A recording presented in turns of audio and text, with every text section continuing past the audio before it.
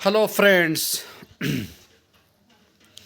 आप सभी का वेलकम है, खैर मकदम है, स्वागत है आपके अपने ही YouTube channel chalk and duster academy में। साथियों, आज मैं आप लोगों को उर्दू की कहानी, जो कि एनसीईआरटी किताब ही से एक कहानी है, वो मैं पढ़ाने वाला हूँ। इस कहानी में हम उर्दू ज़बान के बारे में जानेंगे कि उर्दू ज़बान कब पैदा हुई, इसको बोलने वाले लोग कौन हैं, हिंदुस्तान में ज़बान का दर्जा क्या है, और ये उर्दू ज़बान पैदा कहाँ हुई है, किस ज़बान से निकली है और किन किन ज़बानों का इसमें मेल है। इन तमाम सारी चीज़ों के बारे में हम आज की क्लास में पढ़ेंगे। दोस्तों, एग्ज़ाम के लिहाज से आज का हमारा ये वीडियो और ये टॉपिक, ये मज़मून बहुत ही ख़ास होने वाला है, क्योंकि किसी भी मुकाबला जाती एग्ज़ाम में उर्दू की जाए पैदाइश, मकाम पैदाइश किस ज़बान से निकली, ये कब की ज़बान है, कौन से लोग बोलते हैं, और सरकारी दफातर में इनका क्या मकाम है, क्या मर्तबा है, इन तमाम चीज़ों के बारे में हम पढ़ेंगे। और उर्दू के पैदा होने के मुख्तलिफ़ नज़रियात जो लोगों ने पेश किए हैं, उन तमाम चीज़ों के बारे में आज की क्लास में हम लोग देखेंगे। साथियों, आज की क्लास शुरू करने से पहले आपसे गुजारिश है कि अगर आप पहली मर्तबा हमारी क्लास में आए हैं, चैनल में आए हैं, तो चैनल को सबसे पहले सब्सक्राइब करके घंटी वाले आइकन को प्रेस कर नोटिफिकेशन को ऑल कर लीजिएगा, ताकि हमारे हर वीडियो का नोटिफिकेशन आपको वक्त पर मिलता रहे। चलिए आज की क्लास शुरू करते हैं। जहाँ पे भी अहम पॉइंट होगा मैं उसको निशान ज़द कर दूंगा। दोस्तों,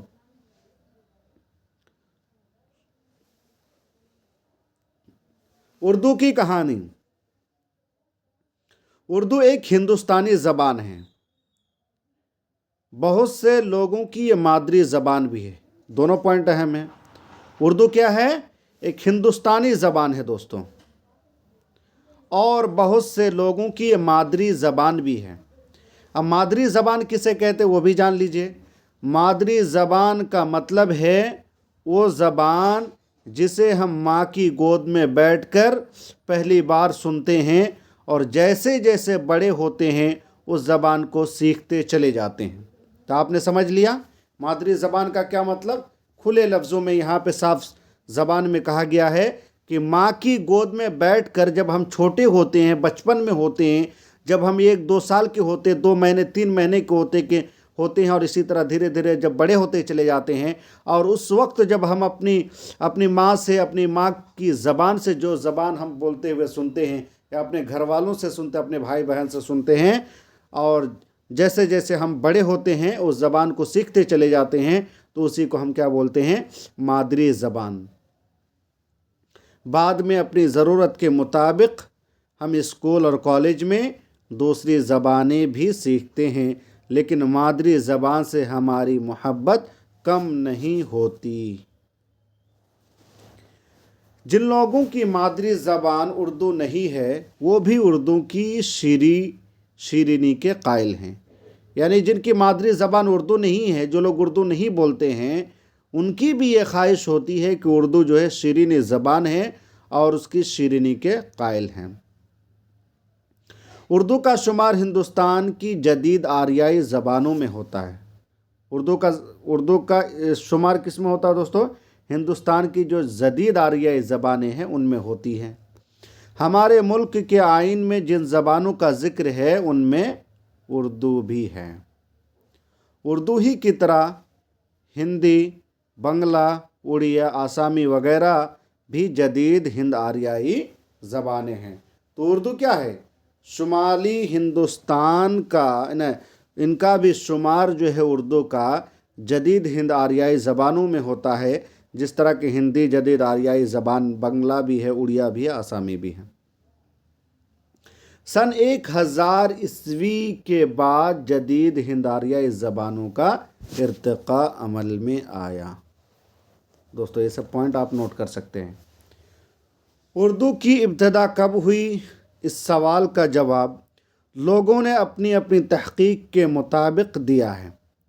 उर्दू कब पैदा हुई, इसकी मकाम पैदाइश क्या है, अलग अलग मुहक्किकीन ने, माहिरीन लिसानियात ने अलग अलग जवाब दिया है अपनी अपनी तहकीक और इल्म की बुनियाद।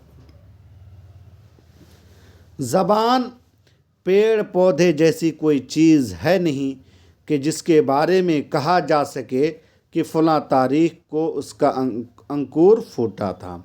ज़बान आहिस्ता आहिस्ता अपनी शक्ल इख्तियार करती है। शुरू में अंदाज़ा भी नहीं होता कि एक नई ज़बान बन रही है। जब नौज़ायदा ज़बान किसी कदर वाज़ेह शक्ल इख्तियार कर लेती है तब मालूम होता है कि ये तो एक नई ज़बान है।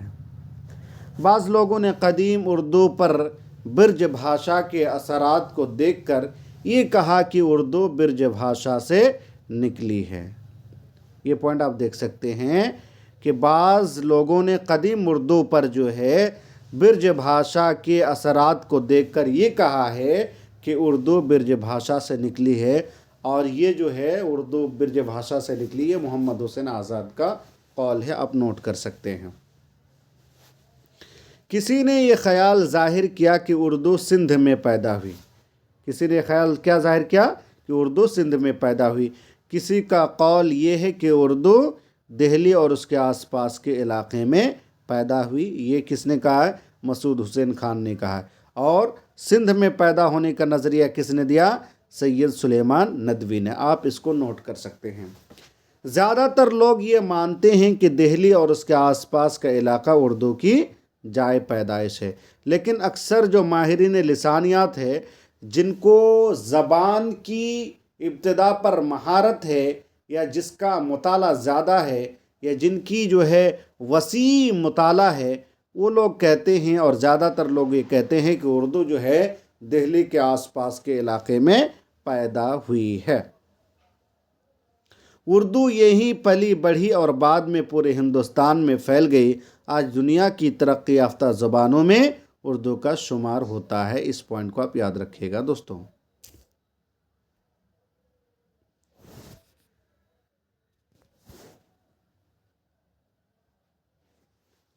चलिए, उर्दू दूसरी अहम आलमी ज़बानों के मुकाबले में कम उम्र है, यानी जितनी भी पूरी दुनिया के अंदर जो ज़बानें बोली जाती हैं उनमें सबसे कम उम्र या सबसे बाद में पैदा होने वाली अगर कोई ज़बान है तो उर्दू है। अंदाज़ा ये है कि 12वीं सदी ईस्वी के अवाखिर में उर्दू वजूद में आ चुकी थी। कब दोस्तों? 12वीं सदी ईस्वी के अवाखिर में उर्दू वजूद में आ चुकी थी। पहले शुमाली हिंद में और उसके बाद दक्कन में इसे फ़रोग़ हासिल हुआ। सबसे पहले इन्हें फ़रोग़ कहाँ हासिल हुआ? शुमाली हिंद में, और उसके बाद दक्कन में इसे फ़रोग़ हासिल हुआ। दक्कन में सूफिया इकराम ने इस ज़बान को दीन की तबलीग का ज़रिया बनाया। सूफिया इकराम ने क्या किया? इसी के ज़रिए से दावत व तबलीग का काम क्या करते थे।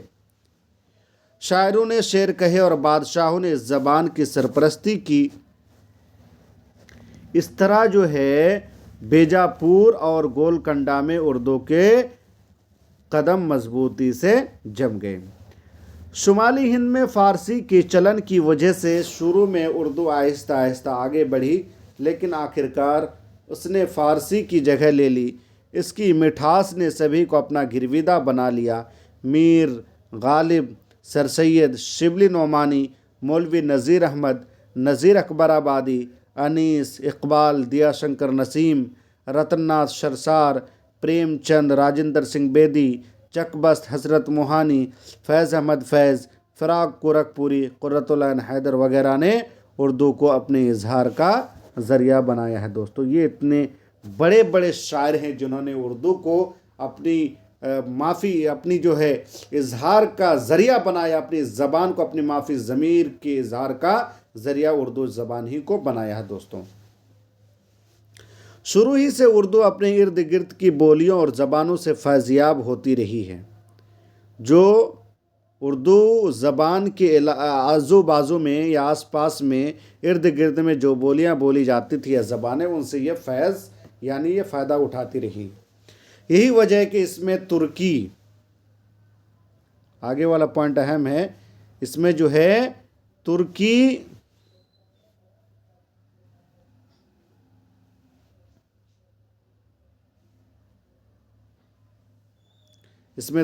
ہے، عربی، فارسی، ہندی، انگریزی اور دوسری زبانوں کے الفاظ بھی شامل ہیں دوستو۔